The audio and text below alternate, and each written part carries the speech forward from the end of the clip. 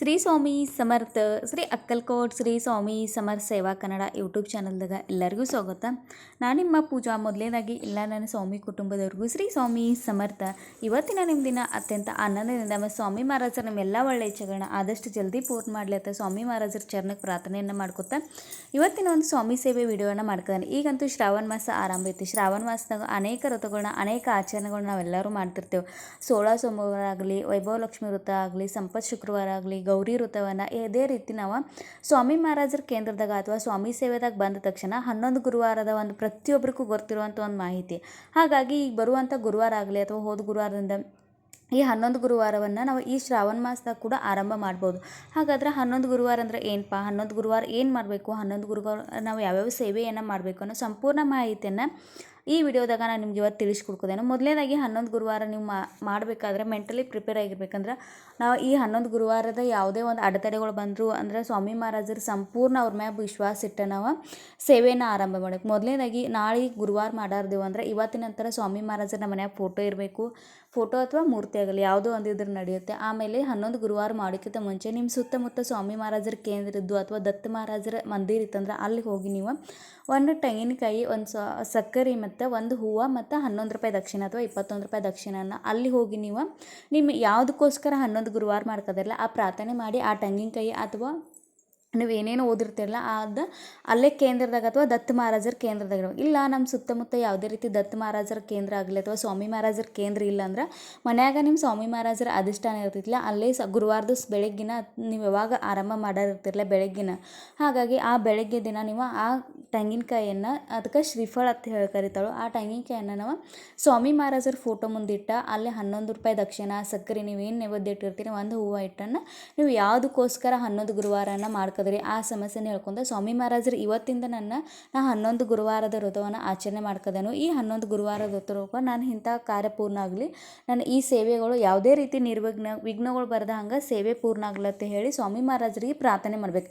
ಇದಕ್ಕೆ ಏನಂತಾರಪ್ಪ ಅಂದ್ರೆ ನವಸತ್ತು ಹೇಳ್ತಾರೋ ಅಂದರೆ ನಾವು ಹರಕೆ ಅಂತ ಹೇಳ್ತೇವಲ್ಲ ಆ ರೀತಿ ಸ್ವಾಮಿ ಮಹಾರಾಜರ ಮುಂದೆ ನಾವು ಹೇಳಬೇಕು. 11 ಗುರುವಾರ ಆಯ್ತಂದ್ರೆ ನಾ ಇಷ್ಟು ಜನರಿಗೆ ಸ್ವಾಮಿ ಚರಿತ್ರೆ ಸಾರಾಮೃತ ಕೊಡ್ತೇನೋ ಅಥವಾ ಇಷ್ಟು ಮಕ್ಕಳಿಗೆ ನಾ ಊಟಕ್ಕೆ ಹಾಕ್ತೇನೋ ಅಥವಾ ಯಾವುದೋ ಒಂದು ನಾ ಗುಡಿಗೆ ಸ್ವಾಮಿ ಮಹಾರಾಜರ ಕೇಂದ್ರಕ್ಕಾಗಲಿ ಅಥವಾ ಇಲ್ಲಿ ಹೋಗಿ ಬರ್ತೇನೋ ಅಥವಾ ನಿಮ್ಗೆ ಯಾವಾಗ ಸಾಧ್ಯ ಆಗ್ತೈತೆ ಅವಾಗ ನಾ ಸ್ವಾಮಿ ಮಹಾರಾಜರ ಗ್ರಂಥವನ್ನು ಇನ್ನೊಬ್ಬರಿಗೆ ಸೇವೆ ಪ್ರಸಾರ ಮಾಡ್ತೇನೆ ಅಂತ ಹೇಳಿ ನೀವು ಪ್ರಾರ್ಥನೆಯನ್ನು ಮಾಡಬೇಕು. ಆನಂತರ ನೀವು ಸ್ವಾಮಿ ಮಹಾರಾಜರ ಪಂಚೋಪಚಾರವಾಗಿ ಪೂಜೆ ಮಾಡ್ಕೋಬೇಕು. ಗುರುವಾರ ದಿವಸ ತಲೆ ಸ್ನಾನ ಮಾಡಿ ಪಂಚೋಪಚಾರವಾಗಿ ಪೂಜೆ ಮಾಡ್ಕೊಂಡು ಆಮೇಲೆ ನೀವು ಸ್ವಾಮಿ ಚರಿತ್ರೆ ಸಾರಾಮೃತ ಏನಿರ್ತೈತಲ್ಲ ಇದು 1 ರಿಂದ 21 ಅಧ್ಯಾಯ ಓದಬೇಕು. ಒಂದು ವೇಳೆಗೆ ನೀವು ಜಾಬ್ಗದ ಹೋಗ್ತೀರಂದ್ರೆ ಬೆಳಗ್ಗೆ ಒಂದು 7 ಅಧ್ಯಾಯ ಅಥವಾ ಬೆಳಗ್ಗೆ ಒಂದು 14 ಅಧ್ಯಾಯ, ಸಾಯಂಕಾಲ ಒಂದು 14. ಇಲ್ಲ ನಾವು ಸಾಯಂಕಾಲನ ಕೆಲಸದಿಂದ ಬಂದ ಸೇವೆ ಮಾಡ್ತೇವೆ ಅಂದ್ರೆ ನಡಿತೈತಿ.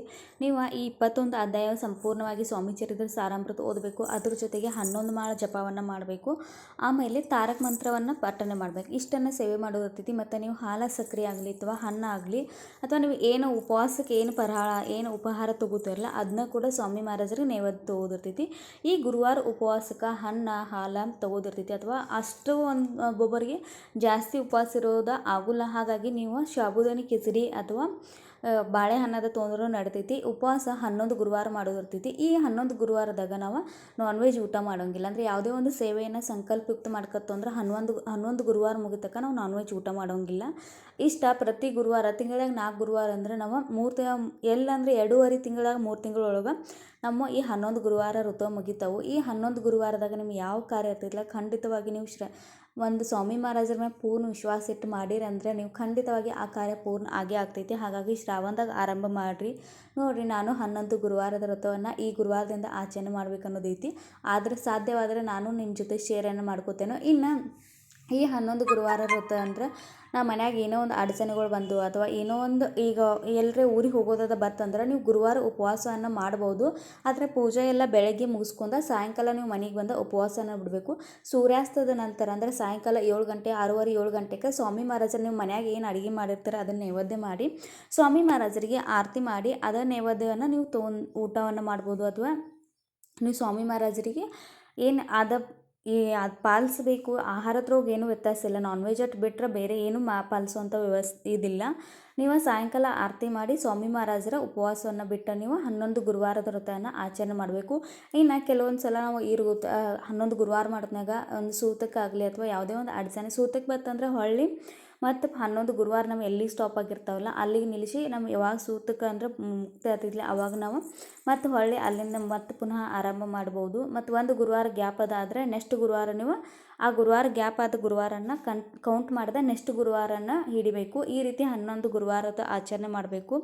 ಮತ್ತು 11 ಗುರುವಾರದ ಒಂದು ಪೂಜಾದ ತಯಾರಿ ಯಾವ ರೀತಿ ಇರಬೇಕಂದ್ರೆ ನೀವು ಜಗಲಿ ಮ್ಯಾಗ ಸರಳವಾಗಿ ಪೂಜೆ ಮಾಡ್ರೆ ನಡೀತೈತಿ. ಇಲ್ಲ ನಾವು ಒಂದು ಸಪ್ರೇಟಾಗಿ ಜಾಗದಾಗ ಪೂಜೆ ಮಾಡ್ತಂದ್ರೆ ಒಂದು ಆ ಜಾಗವನ್ನು ಸ್ವಚ್ಛಾಗಿ ಎಲ್ಲ ಕ್ಲೀನ್ ಮಾಡ್ಕೊಂಡು ಅದ್ರ ಮ್ಯಾಗ ಮನೆ ಹಾಕಿ ಅದ್ರ ಮ್ಯಾಗ ಒಂದು ನಿಮ್ಗೆ ಯಾವ್ದು ಸರಳ ರಂಗೋಲಿ ಬರ್ತೈತೆ ಆ ರಂಗೋಲಿ ಹಾಕಿ ಅಲ್ಲಿ ಸ್ವಾಮಿ ಮಹಾರಾಜರ ಫೋಟೋ ಇಟ್ಟ ಸ್ವಾಮಿ ಮಹಾರಾಜರಿಗೆ ಒಂದು ಮಾಲೆ ಆಗಲಿ ಅಥವಾ ಹೂಗಳು ನಿಮ್ಮ ಅದಕ್ಕೆ ಯಾವ ಹೂವು ಇರ್ತಾ ಆ ಹೂವನ್ನು ಇಟ್ಟ ಧೂಪ ದೀಪ ಪಂಚೋಪಚಾರವಾಗಿ ಪೂಜೆ ಮಾಡಿ ನೀವು ಅಲ್ಲೇ ಸ್ವಾಮಿ ಮಹಾರಾಜರ ಮುಂದೆ ಎಲ್ಲಿ ಪೂಜೆ ಮಾಡಿರ್ತಾರೆ ಅಲ್ಲೇ ಮುಂದೆ ಕೂತ ಸೇವೆಯನ್ನು ಮಾಡಬೇಕು. ಇಷ್ಟು 11 ಗುರುವಾರದ ವ್ರತ ಆಚರಣೆ ಐತಿ. ಎಷ್ಟೋ ಸ್ವಾಮಿ ಭಕ್ತರ 11 ಗುರುವಾರದ್ರೊಳಗೆ 2-3 ಗುರುವಾರದ್ರೊಳಗೆ ಅವ್ರ ಆಸೆಗಳು ಪೂರ್ಣ ಆಗಿದ್ದಾವೆ. ಹಾಗಾಗಿ ನೀವೇ ಕೂಡ ಯಾರ್ಯಾರು 11 ಗುರುವಾರದ ವ್ರತ ಆಚರಣೆ ಮಾಡಾರ್ದಿರಿ 11 ಗುರುವಾರವನ್ನು ಮಾಡಾರ್ದಿಲ್ಲ ಅವರೆಲ್ಲರೂ ಖಂಡಿತವಾಗಿ ಈ ಶ್ರಾವಣದಾಗ ಆರಂಭ ಮಾಡಿರಿ. ನಿಮಗೂ ಕೂಡ ಸ್ವಾಮಿ ಮಹಾರಾಜರ ಎಲ್ಲ ಒಳ್ಳೆಚ್ಚುಗಳನ್ನ ಆದಷ್ಟು ಜಲ್ದಿ ಪೂರ್ಣ ಮಾಡಲಿ. ಇವತ್ತಿನ ಒಂದು ಆದ ಸಣ್ಣ ಸೇವೆಯನ್ನು ಶ್ರೀ ಸ್ವಾಮಿ ಸಮರ್ಥ ಅವರು ಸಮರ್ಪಣೆ ಮಾಡ್ಕೋದೇನು. ಹೊಸದಾಗಿ ನೋಡೋರು ದಯವಿಟ್ಟು ಚಾನಲ್ನ ಸಬ್ಸ್ಕ್ರೈಬ್ ಮಾಡ್ಕೊಂಡು ನೋಡಿ. ಈ ವಿಡಿಯೋ